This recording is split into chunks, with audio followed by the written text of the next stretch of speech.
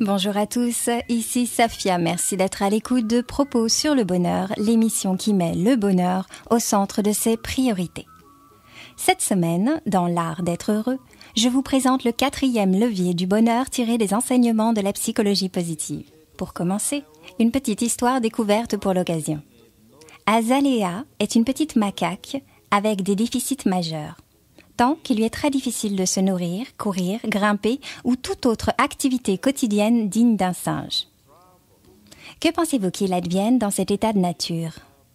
Les grands singes, loin de la rejeter, lui prêtaient 2 fois plus d'attention. Les ethnologues ont en effet constaté que dans un groupe, les plus grands protégeaient les plus faibles. Cette histoire m'a émue. L'acte de gentillesse nous bouleverse. Il nous met en contact avec nos richesses spirituelles et affectives.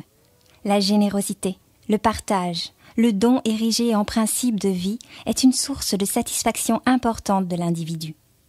Ainsi, les philosophes et psychologues, mais encore biologistes et économistes, s'intéressent de plus en plus à l'altruisme, l'empathie, la bonté. Quand Alain parle d'enseigner un art d'être heureux, il ajoute « J'y mettrai cette règle. Faire plaisir. Presque toujours, cela nous est possible. » Si l'acte de gentillesse n'est pas nécessairement suivi de réussite matérielle, nous percevons invariablement les dividendes sous forme de capital suprême.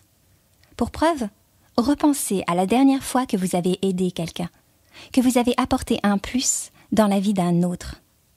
Qu'avez-vous ressenti ? Pratiquez la gentillesse. Donner aux autres, c'est aussi se donner à soi et entrer dans un cercle vertueux qui engendre la gentillesse. En effet, les personnes gentilles sont plus populaires et ont de meilleures relations sociales. Et l'acte de gentillesse a un effet cascade alimentant les relations sociales positives. Aider l'autre font que les autres t'apprécient davantage et te sont reconnaissants et plus enclins à le témoigner en période de besoin. Toutes sortes de recherches tendent à révéler également que le geste généreux a un impact sur la santé physique de son auteur, que les bénévoles sont en meilleure santé, que les personnes gentilles sont plus productives et plus fortes. Une autre étude.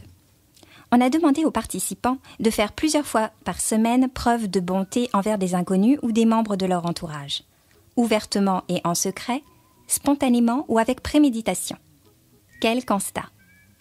Le bien-être des participants a augmenté de manière significative. Ceux qui en ont retiré le plus de bienfaits sont ceux qui avaient reçu pour consigne de varier constamment leurs démonstrations de bienveillance et qui les avaient toutes manifestées le même jour au lieu de les étaler dans la semaine. Cette semaine, je vous invite donc à effectuer au moins 5 preuves de bonté, quelles qu'elles soient. Vous pouvez également offrir un acte de gentillesse à un inconnu, sans rien attendre en retour. Cela ne vient pas naturellement. Exercez-vous jusqu'à ce que cela devienne une happy habitude.